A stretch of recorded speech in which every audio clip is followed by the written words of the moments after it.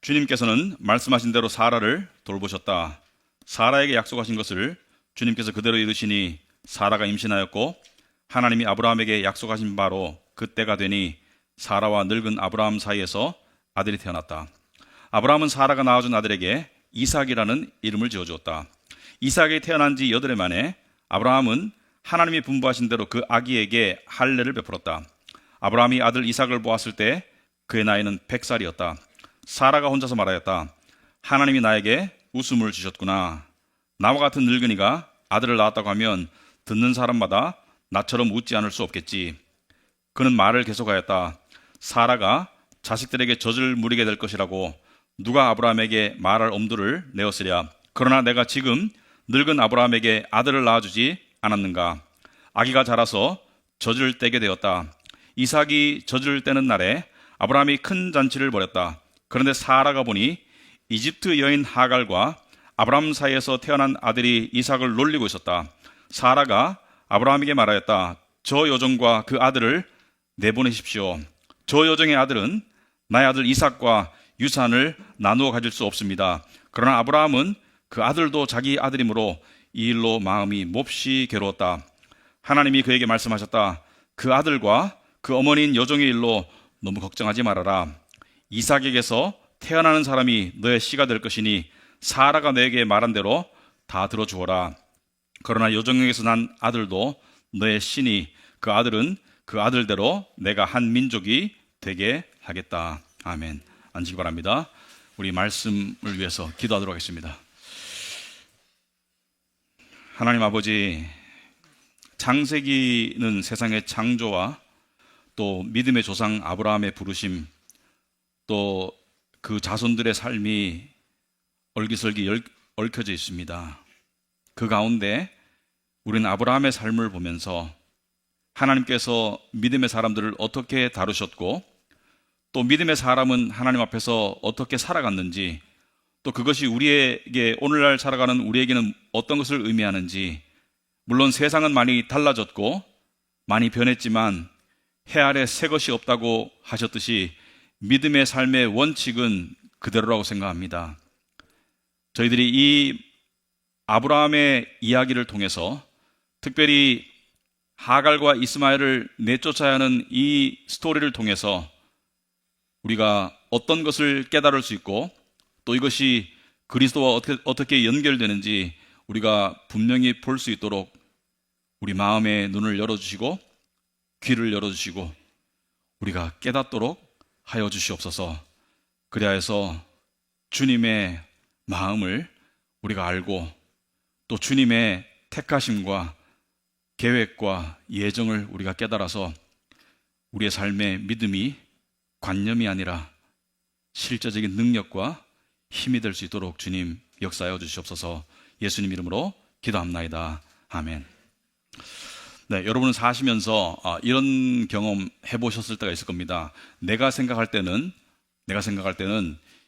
이쪽 방향을 택하는 것이 옳고 이득이 되어서 도덕적으로 문제가 없어서 이쪽 방향으로 가고 싶고 이쪽 방향이 옳다고 생각하는데, 하나님께서 반대 방향으로 가라고 개입하실 때가 있다. 오늘 이야기는 이따가 다루겠지만 자세히 하갈과 이스마엘을 내보내는 것이 옳지 않고 절대로 그러고 싶지 않은 아브라함에게 하나님께서 사라가 말한 대로 내보내거라. 아브라함은 가장이었죠. 그러니까 머리로서, 가장으로서 자기가 옳다고 생각하는 쪽으로, 자기가 내키는 쪽으로 결정하는 것이 옳다고 생각했는데, 때때로 하나님께서는 여자를 목으로 사용하셔서 머리를 돌릴 때가 있습니다. 간혹 그럴 때가 있습니다.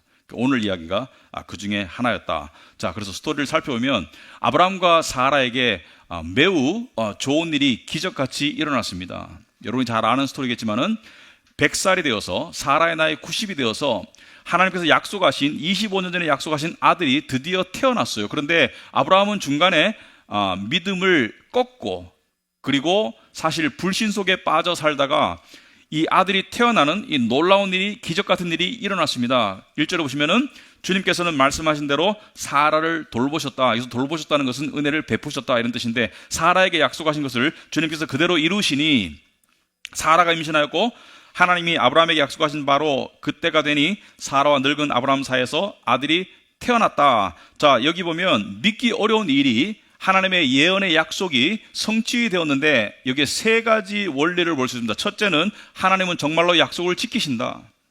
하나님은 우리가 약속을 의심하고 우리가 좌절하고 우리가 팽개쳐도 하나님은 언약의 약속은 반드시 지키시는 분입니다. 구원받은 사람이 천국에 대한 소망을 놓치고 살아도 천국은 반드시 이루어지고요, 하나님 나라는 반드시 도래하고 예수님의 재림은 반드시 있을 것입니다. 자, 두 번째는 뭐냐면 하나님은 불가능이 없으시다. 성경에 거듭해서 나오시죠. 하나님이 할 수 없는 것 한 가지가 거짓말이고 하나님에게는 불가능이 없으시다. 하나님은 아이를 낳을 수 없는 상황에서도 아이를 낳게 하실 수 있는 분이다. 이것은 항상 그렇게 하시겠다는 것이 아니라 하나님의 예정은 불가능을 넘어서서 인류 역사에서 가장 불가능한 사건이 발생된 것은 바로 동정녀 임신과 출산이죠. 마리아가 예수님을 낳은 것은 인간의 생물학적 원리 모든 것을 초월한 초자연적인 역사였다. 그리고 세 번째, 중요하게도 모든 일은 하나님의 정하신 때가 있습니다.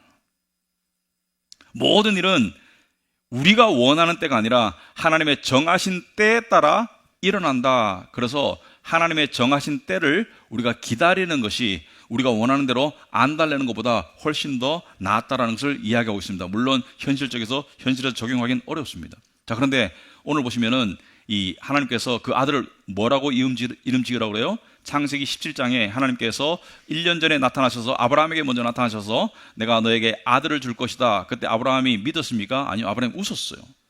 사라도 웃었습니다. 사라도 웃었는데 아브라함도 웃었고, 근데 사라에게는 하나님께서 너 왜 웃었니? 사라는 안 웃었다고 거짓말했죠, 그죠? 그런데 아브라함이 웃었을 때 하나님께서 아들을 낳을 테니 그 아들의 이름을 이삭이라고 지어라. 그 이삭의 뜻이 뭐예요? 웃음. 하나님의 유머 감각이 보이죠. 웃음입니다. 이삭의 뜻이 웃음이에요. 그러니까 정리해 보자면 아브라함과 사라의 웃음은 어떤 웃음이었습니까? 의심과 냉소의 웃음이었어요. 현실적으로 불가능하고 그래서 믿기 어려워서 의심했고요. 두 번째는 하나님을 향해서 불만과 냉소가 있었습니다. 주신다고 하신 지가 언젠데, 주시려면 벌써 주셨어야지. 때와 시기를 다 놓치고 또 주시겠다고 다시 말씀하시는 하나님을 받아들이지 않고 냉소적인 웃음을 보였어요. 그것은 죄악스러운 웃음이었습니다. 그죠? 하나님을 향한 불경의 웃음이었고 하나님을 업신여긴 웃음이었고 하나님을 향한 존중과 믿음의 웃음이 전혀 아니었어요. 불신의 웃음이었는데, 죄의 웃음이었는데 하나님께서 뭐예요? 기쁨의 웃음을 주셨어요. 여러분, 여기에 중요한 원리가 있습니다. 은혜란 하나님과 인간 사이에 매우 불공평한 교환이다. 이게 은혜입니다. 은혜란 하나님과 인간 사이에 매우 불공평한 교환이다. 여기 보시면 아브라함과 사라는 냉소의 웃음을 드렸는데, 죄스러운 웃음을 드렸는데 하나님은 기쁨의 은혜로운 웃음을 주셨어요. 그죠? 이삭이라는 이름을 부를 때마다 이걸 생각했겠죠? 자, 우리는 하나님께 죄를 드렸지만 주님께서 우리에게 의를 주셨습니다. 불공평한 교환이에요. 우리는 사망을 드렸지만 주님은 우리에게 생명을 주셨습니다. 우리는 하나님을 거부하고 하나님부터 멀어졌지만 하나님은 우리를 받아주셨습니다. 그죠? 그래서 모든 것이 거꾸로 되는 것이 은혜다. 예수 그리스도를 통해서 모든 것이 거꾸로 되었다. 하나님께서 이렇게 말씀하시는 거예요. 너희들은 나를 비웃었지, 하지만 나는 너에게 기쁨의 웃음을 돌려준다. 하나님께서는 언약 관계에 있는 자들에게는 죄를 죄로 안 갚음하지 않으시고 죄를 은혜로 녹여버리십니다. 덮어버리세요. 여러분, 여러분의 모든 죄를 하나님께서 그리스도의 은혜로 덮으셨어요. 앞으로도 덮으실 것이고, 이것은 죄를 가볍게 여기라는 뜻이 아닙니다. 우리의 죄가 주홍빛 같을지라도 모두 희게 될 것이다. 모두 덮어버리고 그리고 그 기록을 도말하신다. 삭제하실 거예요. 이것을 은혜라고 부릅니다. 자, 아브라함도 기분이 좋아서 얼떨떨하고 사라도 지금 얼떨떨해요. 자기는 웃었지, 거짓말도 했지. 그런데 믿기 어려운 그 약속이 현실이 되어서 6절에 보시면은 하나님이 나에게 웃음을 주셨구나. 웃음이라는 이 단어가 계속 나와요. 나와 같은 늙은이가 아들을 낳았다고 하면 듣는 사람마다 나처럼 웃지 않을 수 없겠지. 이건 좋아서 희죽희죽 웃는 것이죠. 자, 그런데 인생은 기쁨으로만 지속되지 않습니다. 여러분이 앞으로 좋은 일과 기쁜 일이 있을지 또는 안 좋은 일과 슬프고 고통스러운 일이 있을지를 예측할 수 있는 사람은 없습니다. 하나님께서는 우리가 장래일을 알지 못하게 하셨는데 기쁨과 고통이 체인처럼 연결되어서 돌아가지 기쁨만 쭉 가는 사람, 고통만 쭉 가는 사람은 없어요, 지구상에. 그런데 공교롭게도 이 기쁨의 촛불을 끄는 굉장히 안 좋은 어떤 물이 있었어요. 무슨 말이냐면 이 8절 보시면은 이제 아이가 자라서 젖을 떼게 되었어요. 우리나라 같으면은 약 2-3살 정도의 나이인데 젖을 뗄 때 당시에서는 큰 잔치를 베풀었습니다. 그러니까 우리나라 돌잔치 비슷한 것을 한 2-3살 때 베풀었는데 아브라함이 큰 잔치를 베풀었다. 아브라함은 지금 굉장히 부자예요. 그렇기 때문에 매우 큰 잔치를 베풀고 동네 사람 다 초대했을 것 같다. 자, 이게 통과 의례인데, 우리의 돌잔치 같은 통과 의례인데 이 기쁜 날 안 좋은 일이 발생해요. 어떤 일이 발생하죠? 이 기쁨의 절정에서 9절에 사라가 보니까 이집트 여인 하갈과 아브라함 사이에서 태어난 아들이 이스마엘이 이삭을 놀리고 있어요. 이삭은 말귀를 잘 알아들을 수 없는데 어떻게 놀렸는지는 모르겠어요. 어떻게 놀렸는지 모르겠는데 사라가 이스마엘이 이삭을 놀리는 장면을 보게 되었죠. 자, 이스마엘의 입장에서는 이게 어느 정도 이해가 됩니다. 서자의 서름, 또 서자의 반항. 여러분, 이스마엘은 지금 10대 중반으로서 조금 있으면 장가 가야 돼요. 그리고 이삭이 태어나기 전에는 집안의 유일한 아들로서 아브라함의 모든 유업을, 재산을 물려받을 상속자였고, 그리고 집안의 대를 이어갈 그런 혈통이었는데, 그리고 큰어머니 사라가 그 늙은 나이에 자식을 낳을 줄은 상상도 못했는데 이삭이 태어난 순간 이 모든 것이 산통이 다 깨어집니다. 적자에서 서자로 강등되고, 그리고 유산도 다 물려받을 수 없고, 그리고 신분이 하락하고, 그러니까 얼마나 이 10대 중반의 아이에게는 얼마나 큰 아픔이고 큰 벼락 같은 고통이었겠어요. 그래서 비웃었는 거예요. 그래서 정당화하려는 것이 아니라 왜 비웃었냐면 이스마엘이 특별히 악해서가 아니라 비웃을 수 있는 그런 상황이 있었던 것이죠. 자, 그런데 이 이스마엘의 비웃음을 보게 된 사라는 불쾌감을 넘어서서 불안감을 가지게 됩니다. 불쾌하죠, 그죠? 왜냐하면 종의 아들이 나의 아들을 비웃는다고 불쾌하죠. 그리고 불안해요. 왜? 해코지라도 할까봐. 안 보는 데서 해코지라도 해가지고 이삭에게 무슨 일이 생길까봐. 왜냐하면 아들 둘밖에 없는데 한 아들에게 무슨 일이 발생하면 나머지 아들이 상속자가 될 수밖에 없기 때문에, 그래서 굉장히 불쾌하고 불안해가지고 10절에 이렇게 폭탄 선언을 해버립니다. 사라가 아브라함에게 말하였다. 저 여종과 그 아들을 내보내십시오. 내보내는 것을 고려해 보십시오. 이게 아니고, 여러분, 사라는 아브라함에게 매우 순종적인 여자였습니다. 그래서 남편을 주여, 주인님 이렇게 불렀어요, 그죠? 그런데 굉장히 순종적인 여자였는데 남편이 네가 나의 누이라고 거짓말하라고 해도 다 듣고 했는데 지금 여기 와서는 선포해버리죠. 내보내십시오. 저 여종의 아들은 나의 아들 이삭과 유산을 나누어 가질 수 없습니다. 선언해버리죠, 그죠? 그냥 아내로서 상의하는 것이 아니라 선언해버립니다. 내보내라. 유산을 나눠 가질 수 없다. 자, 이 말을 들은 아브라함이 11절 보니까 자기의 아들이므로, 그 아들도, 이스마엘도 자기 아들이므로 이 일로 마음이 몹시 괴로웠어요. 자, 생각해보면 괴로울만 하죠. 왜냐하면 자기의 핏줄이잖아요. 그리고 12년 동안 같이 생활하고 키웠고 애지중지했고 당연히 부자지간의 정이 들었죠.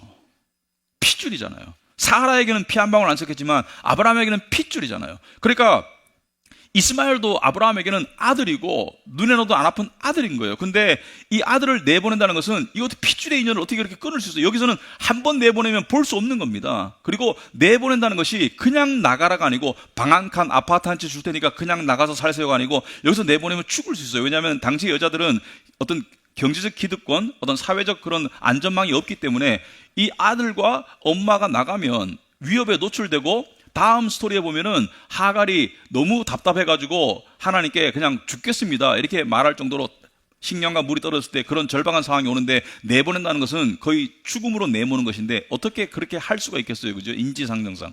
그리고 아브라함은 생각했을 것입니다. 이거 도덕적으로 옳지 않아. 도덕적으로 옳지 않아. 어떻게 내 자식인데 서자로서 그냥 서자의 그냥 대우만 하고 이삭을 장자로 대우하면 되지 굳이 내보내? 이거는 윤리적으로 옳지도 않아. 도덕적으로 옳지 않아. 옳지 않고 그러고 싶지 않고 근데 온갖 혼란 속에 괴롭고 아내는 주장하고 이런 상황 속에서 하나님의 말씀이 들려오죠. 하나님의 강한 개입이 시작됩니다. 어떻게 시작하세요? 12절에 하나님께서 그에게 말씀하세요.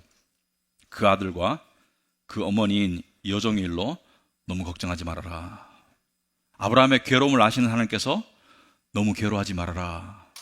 여기까지 들으면 내가 사라를 꾸짖고 설득하마 이렇게 들릴 것 같은데 그게 아니고 뭐라 그래요?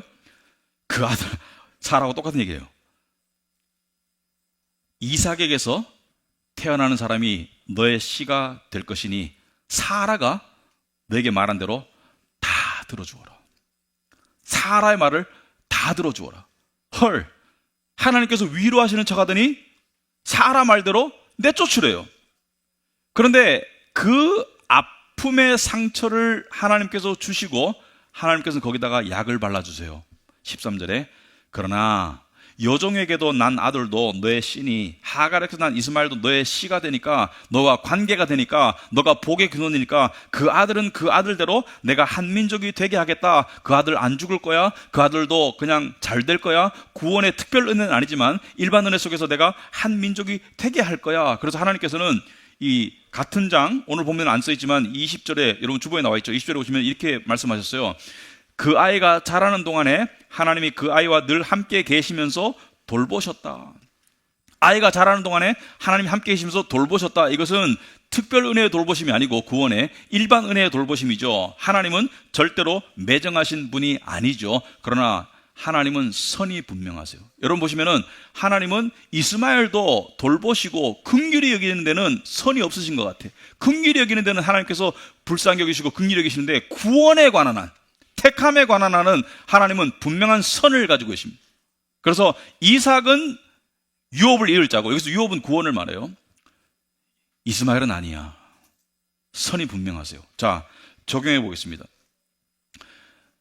여러분 살다가 어떤 것은 여러분이 보기에 옳고 여러분이 보기에 그쪽으로 가는 것이 좋고 하고 싶어도 하나님께서 개입하셔서 그쪽으로 가지 말라고 할 때가 있어요. 물론 우리가 옳지 않은 길로 갈 때도 하나님께서 개입하실 때가 있지만 정말 힘든 것은 우리가 이 길이 당연한 것 같은데 그 길을 가지 말라고 할 때 우리는 당황할 때가 있습니다. 여러분 우리가 어떤 길을 선택할 때 어떤 기준으로 선택하나요? 크게 두 가지인 것 같아요. 첫째는 내가 편한 쪽, 나에게 수월한 쪽. 그러니까 사서 고생을 하고 싶지 않죠. 내가 편하고 내가 안전하고 그러니까 나에게 좋은 쪽으로 선택하려고 하고요. 두 번째는 이득이 되는 쪽, 경제적으로 이득이 되는 쪽을 선택하려고 하죠. 여러분 우리는 이 살다 오면 좀 자주는 아니지만 이런 특이한 경험을 할 때가 종종 있는데 제 얘기를 잠깐 하자면 제가 신학교를 가기 전에 이 사업을 할 때 학원 사업을 했습니다. 학원 사업을 했는데 한 40만 명 정도 되는 중소도시, 그러니까 큰 도시는 아니에요. 그런데 당시에는 이 자영업이 블루오션이었어요. 많은 영역에서. 오늘날처럼 이렇게 어렵고 이러지 않고 굉장히 그 인구도 늘어나고 굉장히 그 블루오션이었는데 그때 한 몇 년 하고 난 다음에 하나님의 은혜로 그 도시에서는 거의 제일 큰 학원이 되었습니다. 그래가지고 2000년도 초인가 지금도 기억이 나는데요. 이 학생들은 받을 수가 없어요. 자리가 없어서. 그래서 돈을 내고 5개월 정도 대기를 받았습니다. 그런데 대기생이 너무 많아가지고 그 지역의 학부모님들이 강 건너에 하나 더 분점을 내주세요. 요청이 왔어요. 분점을 내주세요. 그 제가 보기에는 땅 짚고 헤엄치기 같았어요. 왜냐하면 분점 내면 이미 학생들이 대기하고 있고 그리고 명성이 이미 나 있기 때문에 분명히 잘 될 수밖에 없었어요. 그래가지고 이 경제적으로도 이득이 되죠. 그리고 뭐 사업하는 사람이 잘 되려고 하는 거 아니겠습니까? 솔직히. 그래서 부동산을 통해서 땅을 알아보다가 적합한 땅을 찾았어요. 아, 여기에 이관을 지으면 좋겠다. 그때는 세를 얻는 게 아니라 지어서 했거든요.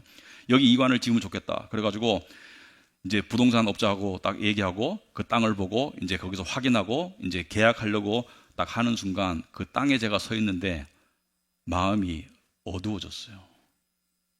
갑자기. 마음이 밝아져야 되잖아요. 새로운 희망에 들떠가지고 여기도 건물 하나 더 지어서 우리가 확장해보자. 근데 마음이 어두워지는 거예요. 그러면서 마음속에 이런 음성이 생기는 거예요. 멈춰라. 그리고 집에 갔습니다. 약간 어두운 마음으로 집에 갔습니다. 그리고 하나님께 기도했어요. 그때 생각이 이것입니다. 이제 그만 멈춰라.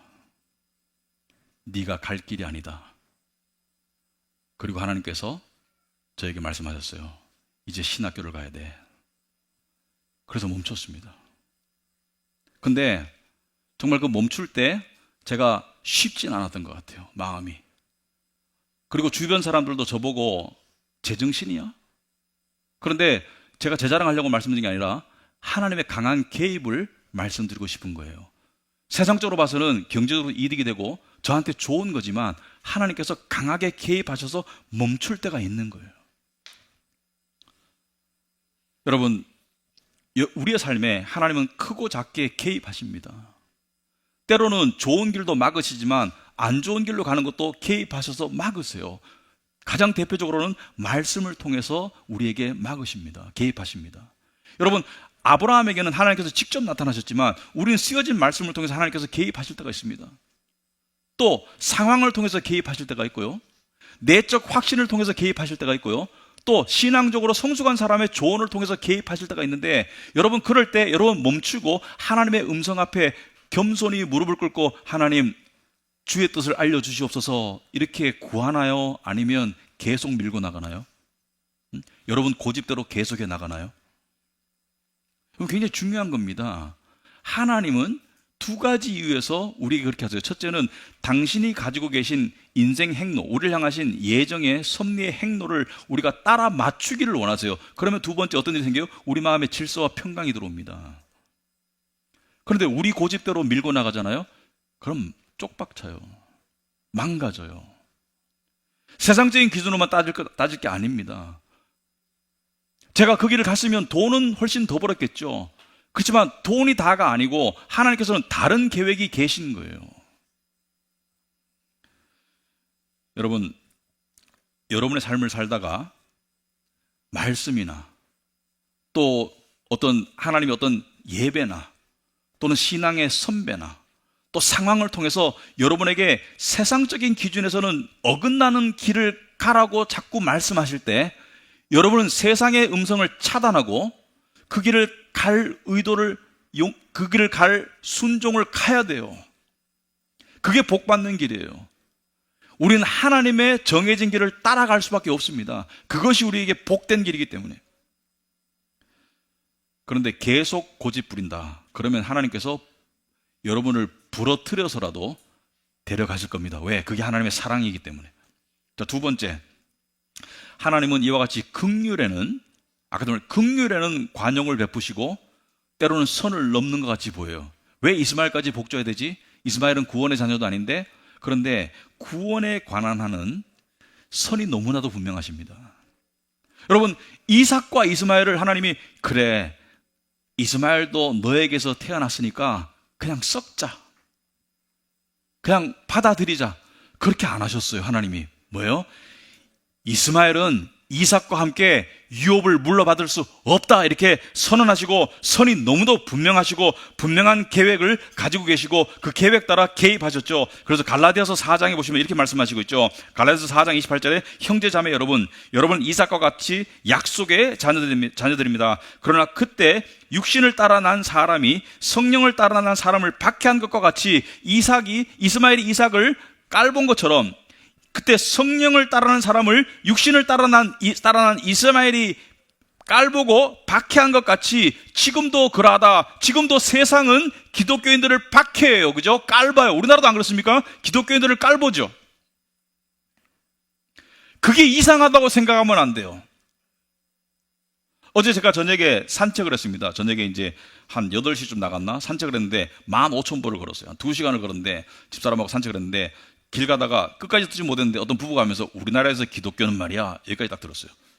우리나라에서 기독교는 말이야. 그 다음 말은 제가 못 들었어요. 근데 그 다음 말이 제가 추측하자면 우리나라에서 기독교는 말이야. 나 싸그리 없애야 돼. 뭐 이런 소리 비슷한 거 하는 것 같은 느낌을 받았습니다. 어쨌든 간에 세상은 우리를 조롱해요. 조롱 안 할 때는 로마 시대였고 우리나라 1970, 80년대인데 그때는 기독교가 세속화됐을 때예요. 세상은 우리를 조롱해요. 자, 갈라디아서 4장 30절에 그런데 성경은 무엇이라고 말합니까? 여종과 그 아들을 내쫓아라. 하나님은 구원에 관한 절대 타협이 없습니다. 여종의 아들은 절대로 종이 아닌 본체의 아들과 함께 유업을 함께 구원을 받지 못할 것이다. 자, 이것을 우리 구원받은 택함받은 자들의 입장에서 보면 어떤 뜻입니까? 하나님의 구원의 라인 안에 들어온 사람들은 절대로 섞일 수 없다는 것은 성도가 무슨 뜻이죠? 성도는 구별된 자들이죠. 성도는 세상으로부터 구별된 자들이죠. 이 구별된 성도는 절대로 세상 사람들과 섞일 수 없다는 것은 우리는 구원의 선을 넘어갈 수 있다 없다? 못 넘어가죠. 사망이나 생명이나 현재일이나 장래일이나 그 어떤 것도 어떤 피조물도 우리를 그리스도 예수 안에 있는 하나님의 사랑에서 끊을 수 없다는 것은 우리에게는 이것이 무엇을 의미하죠? 하나님의 한 번 정하신 이 구원의 계획은 절대로 불변이고 절대로 타협이 없고 절대로 하나님께서 변경하지 않는다는 것을 의미하죠. 여러분, 그 하나님의 결단, 우리 같은 죄인을 구원하시기 위한 그 하나님의 결단이 어느 정도였냐? 여기 부모님들 계신데 여러분들 자식이 살려달라고,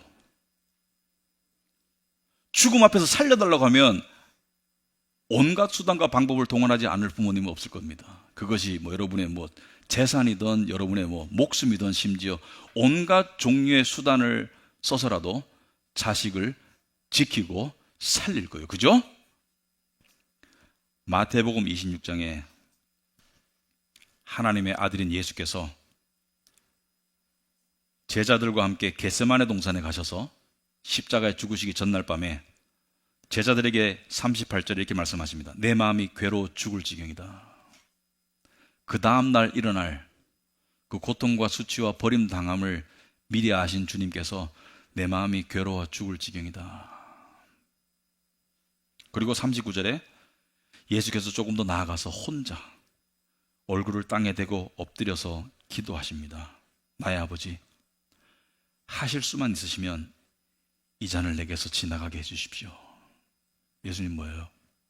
아버지, 막아주세요.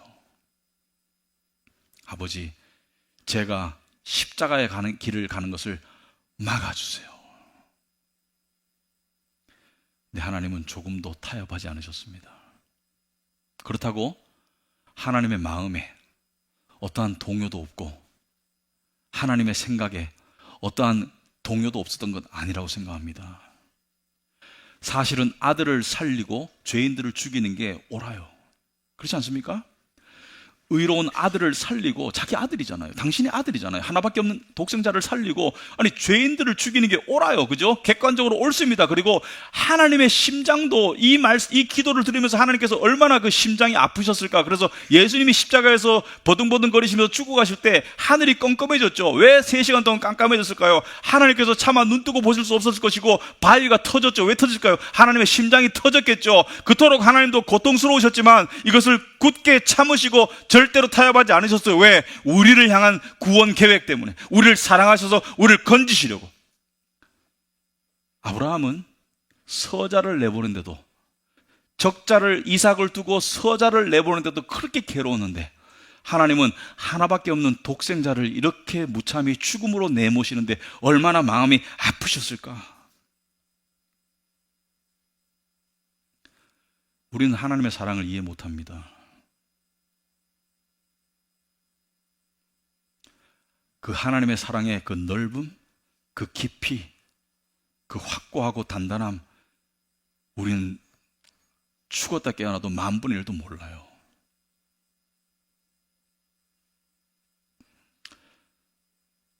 적용을 해보겠습니다. 이 믿음이 왜 중요하나? 여러분, 제가 거듭 말씀드리지만 올해 화두가 이것입니다. 믿음으로 내적 평강과 외적 승리의 삶을 살자. 연결되어 있죠. 외적 승리의 삶. 세상은 우리를 여러 가지 생각과 상황을 통해서 두려움, 걱정, 근심, 탐심으로 우리를 계속 공격해오죠.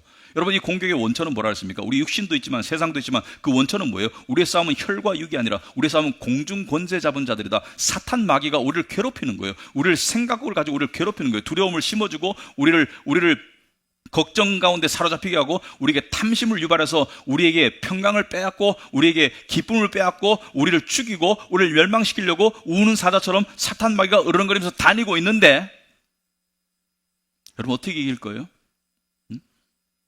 어떻게 이길 거예요? 이 하나님의 약속, 내가 너를 불렀고 내가 너를 내 자녀로 삼았고 내가 마지막 날에 너희 모두를 다시 살릴 것이다. 너희 모두를 다시 살릴 것이다. 이 확신을 가지고 세상의 두려움도 물리치고 예수님께서 거듭해서 두려워하지 말아라. 평안을 너에게 끼치노니 곧 나의 평안을 너에게 주노라. 내가 너에게 주는 것은 세상에 주는 것 같지 아니하다. 그 평안을 누리고 그렇게 살아가야 되는데 요즘 그리스도인들 보면 제가 이 잔소리를 하고 싶습니다. 목사로서 이야기를 하고 싶습니다.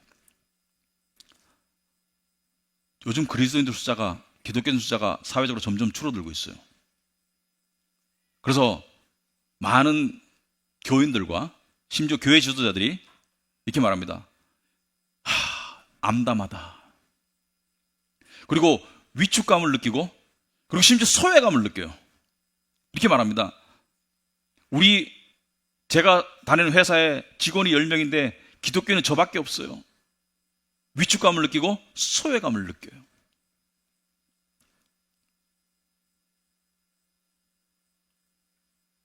구원받지 못한 자들을 향해서, 그것이 가족이든 친구든 향해서 그들의 구원받지 못한 상태를 불쌍히 여기고 안타까워하는 마음은 하나님이 우리가 갖기를 원하시는 마음이 맞아요. 하지만 그리스도인의 숫자가 적고 줄어든다고, 심지어 조롱당하고 핍박당한다고 소외감을 느끼고 위축감을 느끼는 것은 그건 하나님이 기뻐하지 않습니다. 왜냐? 성경은 천국을 이렇게 말합니다. 밭에 감춘 보화다. 밭에 감춘 보물이기 때문에 그 보물이 이 밭에 있다는 것을 아는 사람은, 믿는 사람은, 확신하는 사람은 자기의 모든 것을 팔아서라도 그 밭을 살 것이다. 왜? 그 보물이 소중하기 때문에. 만약에 여러분이 100명 중에 주머니에 금덩어리를 가진 3명이라고 생각합시다. 97명은 금덩어리가 없어요. 근데 3명만 주머니에 보물을, 금덩어리를 가지고 있어요. 그런데 여러분이 왜 나는 3명밖에 안 되는, 금덩어리를 가진 3명밖에 안 되는 사람, 소수이기 때문에 여러분이 위축감을 느끼고 여러분이 소외감을 느낀다면 여러분이 제정신인 거예요.